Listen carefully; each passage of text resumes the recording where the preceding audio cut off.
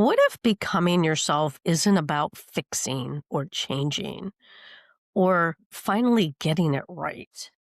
What if becoming yourself is actually about remembering? Remembering who you were before the masks, before the roles, before the expectations, before you learned who you needed to be to belong. Today, we're not reaching for a new version of you. We're coming home to the one who's already here. And before we settle into this last week of the Unmasking and Be Yourself series, I want to invite you to subscribe to my YouTube channel. There are meditations and reflections that actually pair beautifully with this series, practices designed to help you embody what we're talking about here, not just understand it.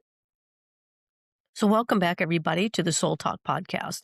I'm Marybeth Hrim. I'm a mental health therapist. I'm a coach, a runner, and also someone who deeply understands what it means to spend years trying to be enough before realizing you already were. Welcome to week 12 this of the Unmasking and Be Yourself series. And if you've been walking this journey with me, even quietly, even imperfectly, I want you to pause for a moment and acknowledge yourself. Because unmasking isn't about performance. It's not dramatic. It's not loud. It's subtle. It's brave. And it changes how you live. So here's the truth I want to share with you. You are not becoming someone new. There's no big transformation. You are becoming more honest. We tend to think growth means transformation, a before and after, a big reveal, a finish line. But authenticity doesn't work that way. Authenticity is not a destination. It's a practice. It's choosing again and again to respond from your values instead of your fear, to speak from your center instead of your conditioning, to live from your truth instead of your roles. And that happens in small moments every single day. So, what does becoming really look like? Becoming who you already are doesn't mean you never feel insecure again. You stop caring what people think. You always get it right. It never slipped back into old patterns. Let's be real, because becoming looks like catching yourself mid-mask and softening, pausing before saying yes when your body says no, letting your tone be honest, not just polite, allowing your preferences to matter, choosing rest without justification, speaking your truth gently but clearly. Becoming is integration. It's letting your inner truth meet your outer life. And so there's integration over perfection. This is where so many people get stuck. They think, if I'm still triggered, I'm not healed. If I still care, I'm not authentic.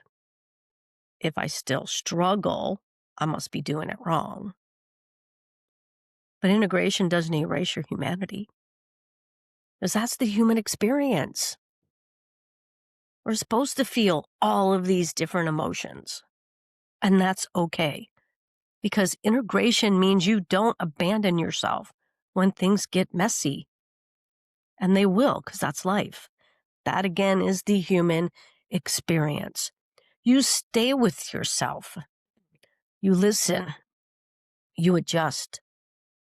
You stop asking, what should I do? And start asking, what's true for me right now? That question alone is an act of self respect. So here's a personal reflection of really the heart of this episode. You know, over the years in my work and in running, in my relationships, I've learned that the most authentic version of us often shows up quietly, not when we're performing, not when we're explaining, not when we're proving, but when we're present. It's always about showing up. For me, authenticity shows up when I'm moving, when my breath and my body align, when my nervous system begins to settle, when I remember I don't need to impress anyone to belong. And that's a tough one. That's actually always been a tough one for me. Is that a tough one for you? And maybe for you, it shows up differently. Maybe it's when you're cooking or walking or journaling or sitting in silence. Your truth has a felt sense. And the more you trust that feeling, the less you need the mask. So here's some signs you are already becoming. So let me offer you some gentle markers, not as a checklist, but actually as a reassurance. You may already be becoming who you are if you recover faster after self betrayal. You feel discomfort, but don't override it. And you're less interested in being liked, more and more interested in being aligned. There's a difference. You speak more slowly and listen more deeply. You feel a stronger yes and a clear no. You feel less urgency to explain yourself. That's not regression. That's embodiment. So here's a daily practice living unmasked. So here are a few ways to live this work in real life. Not perfectly. I'll never be perfect. But honestly, it'll always be honest. So here, start your day by asking yourself, how do I want to be today? How do I want to show up? Not what do I need to do? Pause before responding. Really think about it. Give yourself one breath before saying yes, no, or maybe. Notice when you armor up, which is a tight chest, forced smile, rushing. These are cues, not failures. Just notice. Choose alignment over approval, even in small ways. Let rest be part of authenticity. You don't need to earn it. The deepest truth I want to give you today. So here's what I want to leave you with. You don't need to become more worthy. You need to become more present with who you already are. Your truth doesn't demand perfection. It asks for honesty. Mhm. And honesty asks for courage, but not loud, but not the loud kind, the quiet kind that says, this is me, and I'm willing to stand here. So, if this series has taught you anything at all, let it be this: unmasking is not about stripping everything away, it's about keeping what's real. And becoming yourself is not a future goal, it's a series of moments right here, right now, where you choose to come home to yourself.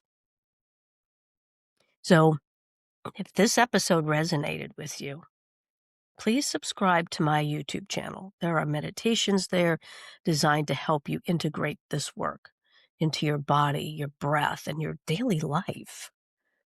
I want to thank you so much for walking this journey with me. And thank you for your courage. Thank you for being exactly who you are. Until next time, I'm Marybeth Hrim.